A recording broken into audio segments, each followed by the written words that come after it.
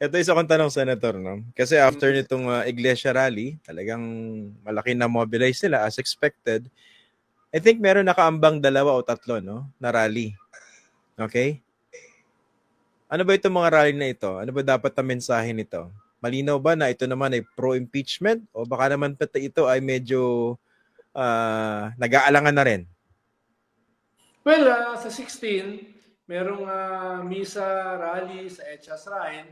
Yan clearly ay pro-impeachment. No? Pro-impeachment yan. No? Marami dyan yung nag-file ng uh, uh, impeachment complaints. No? Ikalawa, sa 18, may mobilization din, yung mga pro-impeachment kasama mga vloggers. No? Mga vloggers. Hindi ko alam kung sino yung, kung ano yung programa dyan. No? Ang alam ko dyan, yung Bunyog Party ang nag-organize niyan. Ano ba yan? Tapos sa Pro-impeachment? 31, Teka, no, malinaw ba yung pro-impeachment yung sa 18? 18. No? Yung 16 tsaka Pro-impeachment. 18. Parehong No? pro-impeachment? Yes. Okay.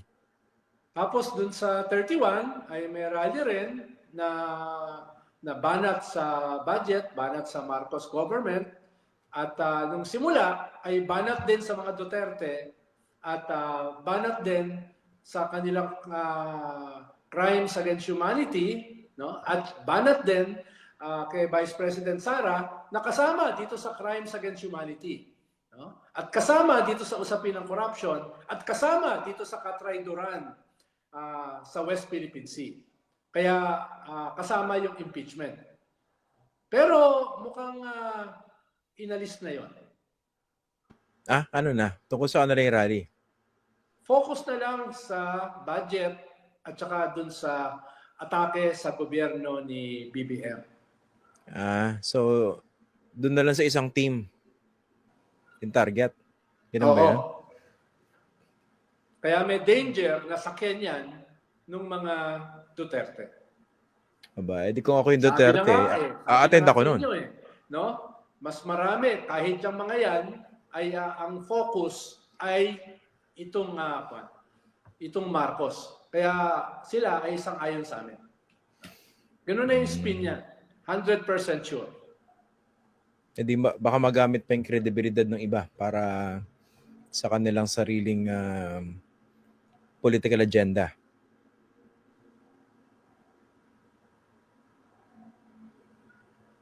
Wala na ako nakausap Naghang yata si Senator. Naghang ba? Sabi nung lolo ko, pag wala kang mabuting sasabihin, tumahimik ka na lang.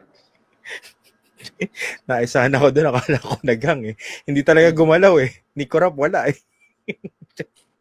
Na-biktima ako doon ganun ba? Then sa akin ganito, no? Ito yung punto ko rito, Senator, no? Malinaw naman kung ano yung tama at saka yung mali dito sa issue ni Sara Duterte. Malinaw na malinaw yung kanyang mga kamalian. Malinaw din naman yung kamalian dito sa issue ng budget, etc. etc. Ang hindi ko lang matanggap ay yung magpapa-impluwensya tayo sa iba't ibang mga grupo o mga politiko para gawing tama yung mali o pagtakpan yung malinaw na mali. Yun ang hindi ko matanggap Kasi parang wala tayong kaase-asenso bilang isang bansa. Para lang mapagtakpan yung napakaraming kamalian na ginagawa nilang mga politiko natin, sasabihin natin, quiet na lang tayo for the sake of peace. Aba, nek-nek nyo. Kaya umaabuso yung mga politiko natin Kaya wala tayong pag-asenso. Diba? Teka lang, sorry, ayun yung magsalita. Ako tuloy nadadala Ako dapat yung ano rito Yung the calm one Natitrigger tuloy ako. Ano? Tama! Tama! No? Hindi ka pwedeng bumanap doon sa isa. Tapos hindi mo babanatan yung isa. Ang sinasabi nila, focus. Focus. Hindi pa pwedeng dalawang kasamaan ang focus mo. No? Iniiwasan ko sanang pumasok sa usapin ng greater at saka lesser evil. Diba? Ito bang 35,000 na pinatay ng Tokhang nung panahon ng presidency ni Duterte ay lesser evil? Ito bang increase sa ating utang nung panahon ni Digong na 7 trillion, no? Sa utang na napunta sa mga pinambayad dyan sa mga bilyon-bilyon ng mga Parmali, no? DepEd, laptop, etc., etc. Yan ba ay lesser evil? Yung pagbenta ba ng ating bansa sa mga dayuhan na sinasakop yung ating territory, West Philippine Sea, ay lesser evil para hindi mo isama sa focus, no? Okay lang sa akin na isa sa focus ay yung budget. Pero kung yun lang ang focus, no? Anong klaseng tao tayo? No? Anong klaseng kilusan tayo? Anong klase tayong naglalayon na paglingkuran, no? Yung susunod na henerasyon? Parang kinapos tayo. Ano sabi ng pelikula? Sinukat ka, ngunit kulang. Parang Pwede bang ganun i-correct? yung nangyari sa atin. Senator, medyo mali. Hmm. Tinimbang ka. Ngunit Tinimbang ka, kulang. ngunit kulang. Sorry bata pa kasi ako nun.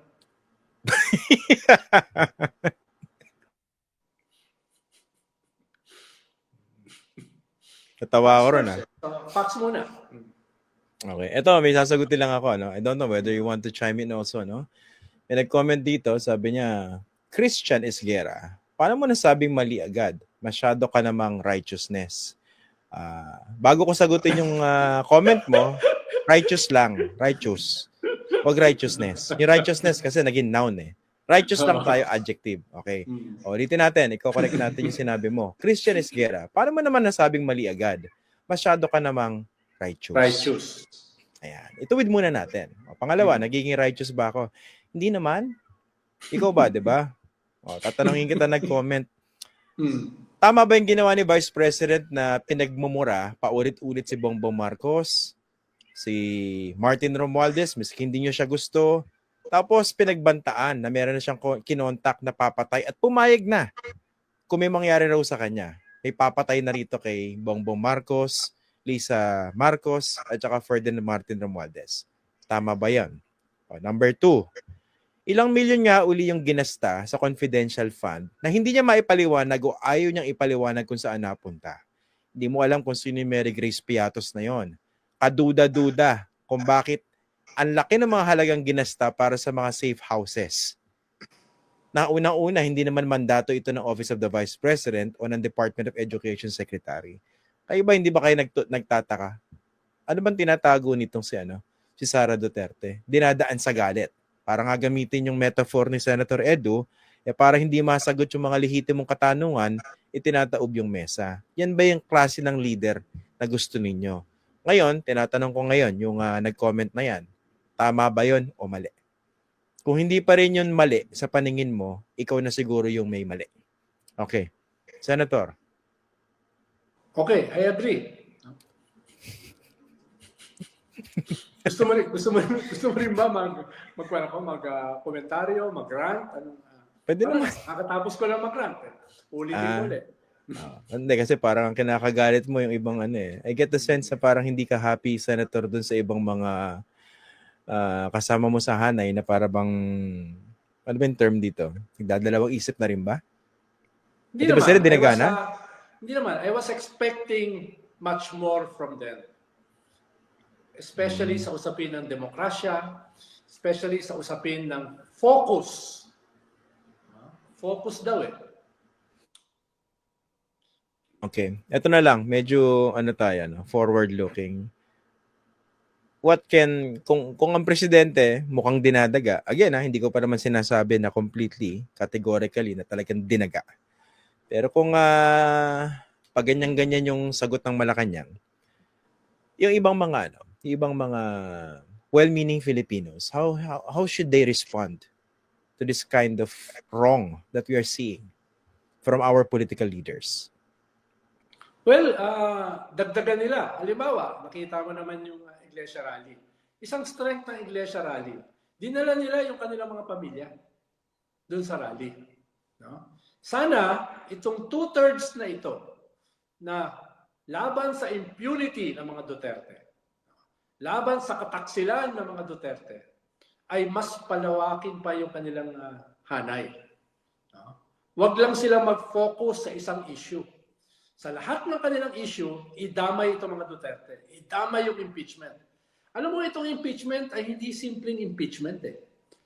Yung impeachment na pinag-uusapan, no, ay tip of the iceberg ng pagkondena sa lahat ng kasamaan na ginawa ng mga Duterte. Hindi siya simpleng pro or against impeachment. Ito ay pro or against impunity, pro or against crimes against humanity, pro or against betrayal of our national sovereignty, pro or against massive corruption. Kaya maraming aspeto itong impeachment. Ang pinakamahalaga rito ay yung kinabukasan ng ating mga anak. Kung ikaw ay pro-impeachment, at the very least, iniisip mo yung kinabukasan ng mga bata. Kung ikaw ay anti-impeachment, gusto mong ibalik itong mga Duterte na ang sabi nga ni Digong, kulang pa. No? Anong ibig sabihin ng kulang pa? Kulang pa ang kanilang kataksilan?